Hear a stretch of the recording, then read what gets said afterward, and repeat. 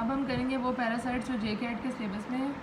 सबसे पहले हमारे पास है जियार्डिया लैम्ब्लिया जो होता है कि हमारे पास जियार्डियासिस कराता है, और इसके दो और नाम होते हैं, जियार्डिया ड्यूडिनैलिस और जियार्डिया इंटेस्टाइनैलिस, क्योंकि ये हमारी मेनली ड्यूडिनम या इंटेस्टाइन को इफेक्ट करता है। इसके लाइफ साइकिल के अंदर हमारे पास दो स्टेजेस होती हैं, एक ट्रोफोजॉइड होता है और एक सिस्ट होती है। जो ट्रोफोजॉइड होता है वो पेयर शेप्ड होता है और उसके अंदर 2 न्यूक्लियस होते हैं, 4 पेयर्स ऑफ फ्लैजेला होते हैं और एक सक्शन डिस्क होती है। इस सक्शन डिस्क के थ्रू ये जो हमारे पास पैरासाइट होता है ये अटैच होता है इंटेस्टाइनल वॉल के साथ। और जो सिस्ट होती है ये थिक वॉल्ड होती है।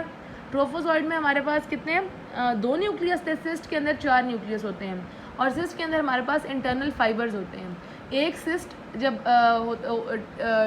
जो होती है वो हमारे पास 2 ट्रोफोजॉइड बनाती है इंटेस्टाइनल ट्रैक्ट के अंदर जाके। अब सबसे पहले इसकी ट्रांसमिशन कैसे होती है। जब हम कोई भी कंटेमिनेटेड फूड इंजेस्ट करते हैं, ये इसका लाइफ साइकिल है। कोई भी कंटेमिनेटेड फूड या वाटर हमने इंजेस्ट किया जिसके अंदर सिस्ट प्रेजेंट थी, वो इंजेस्ट करने के बाद वो हमने अपने अंदर इंजेस्ट कर ली। इंजेस्ट करने के बाद इंटेस्टाइन में जाने के बाद जो सिस्ट होती है वो आगे ट्रोफोजॉइड को बनाती है।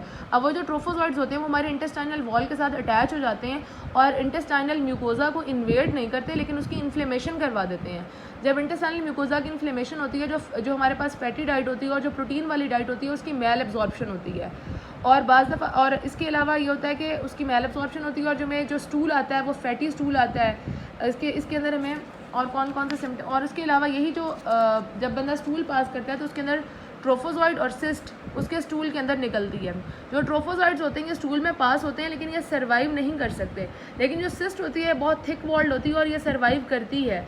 और फिर दोबारा जाके किसी फूड को, किसी वाटर को कंटेमिनेट करेगी, फिर दोबारा कोई इसे इंजेस्ट करेगा और ये साइकिल रिपीट होता रहता है। अब इसके सिम्टम्स के अंदर क्या होता है, इसके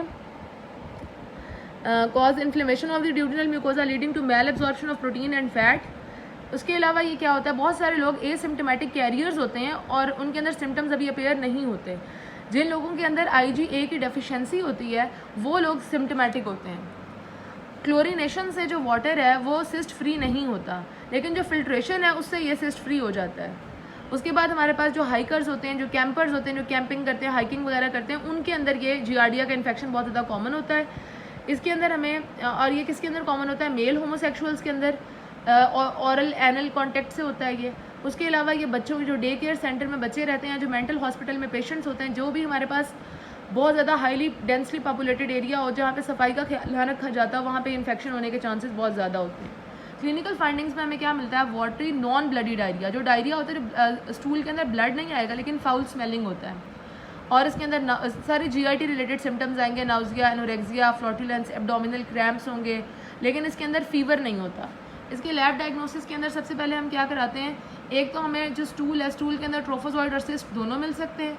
उसके अलावा हम क्या करते हैं कि जो इलाइजा कराएंगे तो हमें उसके स्टूल के अंदर एंटीजन मिलेगा जियार्डिया का।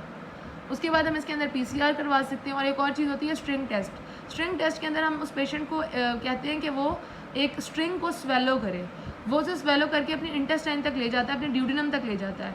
वहाँ पे ट्रोफोजॉइड अगर तो प्रेजेंट होंगे तो वो स्ट्रिंग के साथ स्टिक कर जाएंगे, और जब हम वही स्ट्रिंग बाहर खींचेंगे तो उसके साथ ट्रोफोजॉइड अटैच होंगे, जिससे हमें कंफर्म हो जाएगा कि इस पेशेंट को ये इन्फेक्शन है। ट्रीटमेंट के अंदर हमारे पास जो ट्रीटमेंट ऑफ चॉइस है वो है टिरिडाजोल। उसके अलावा मेट्रोनिडाजोल भी दे सकते हैं। प्रिवेंशन के अंदर हमने क्या करना है, बॉइल्ड फिल्टर्ड वाटर यूज़ करना है या आयोडीन ट्रीटेड वाटर यूज़ करना है। अब हम इसे फर्स्ट एड से एक दफ़ा देख लेते हैं।